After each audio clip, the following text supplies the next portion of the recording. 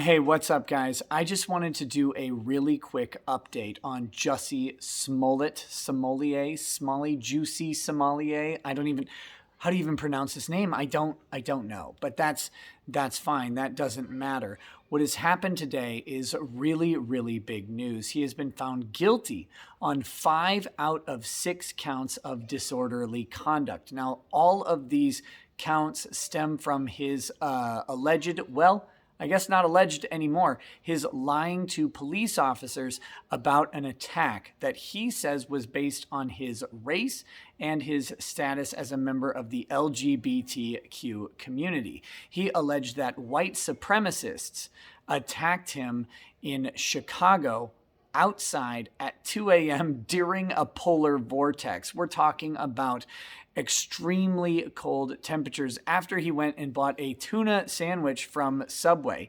And frankly, anyone buying a tuna sandwich at Subway usually does so at their own risk. But to be fair to Juicy, I don't think they're risking the fact that a couple of Nigerian men who he hired and may have been engaged in a homosexual love tryst with would be involved in beating him over that tuna sandwich. And again, importantly, he hired them to do so, lied about the attack, faked the fact that they put a noose around his neck. All of this was decided by a jury.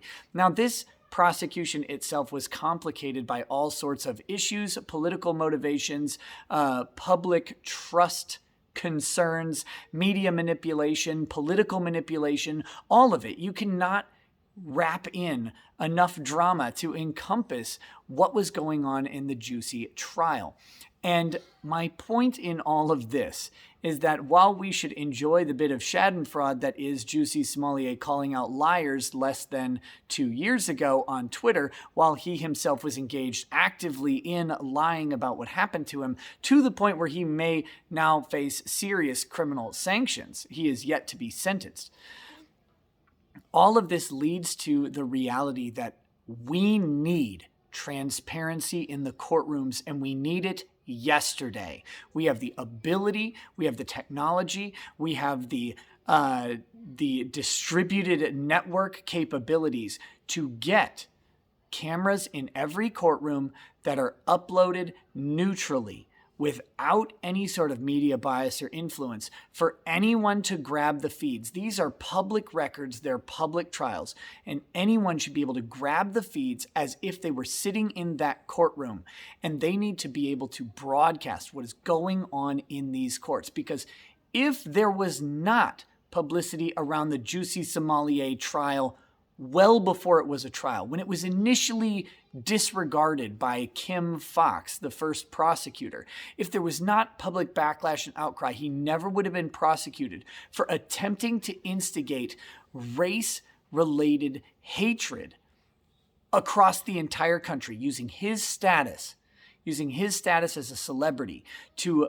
fuel and incite racial animus between different races for the sole purposes of increasing his public profile for his personal profit.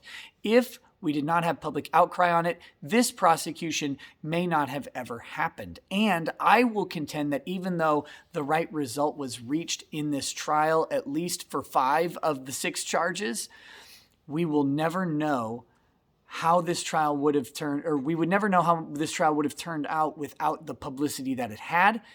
And it should have had even more so that the public trust could be verified by their own witness. Everything we know about the Jessie Smollett trial is lensed through someone's bias because there is no public feed. This is why I'm going to be pushing over the foreseeable future a camera in every court and 2 streams in every case. To me, every single case should be broadcast somewhere so the public has access to it, so there is an archive of it, so that no injustice goes unnoticed in our criminal prosecution system, for the safety of us as citizenry, and for the integrity of the government that may be prosecuting the citizenry. Anyways, I just wanted to bring you guys this news about Juicy being found guilty. We'll be watching to see how his sentencing goes. I'm still covering the Kim Potter trial, which is absolutely fascinating. You can check out those live streams right now, every weekday from 9 to 5 on this channel. And finally, for my ultimate mega grift push, to get cameras in every courtroom and eyes on every case. I'm an advocate of public trials. I'm an advocate of transparency in the justice system. And until we have it, I don't think that we actually have anything resembling justice. Catch you guys soon. Have a nice night. Peace. Peace.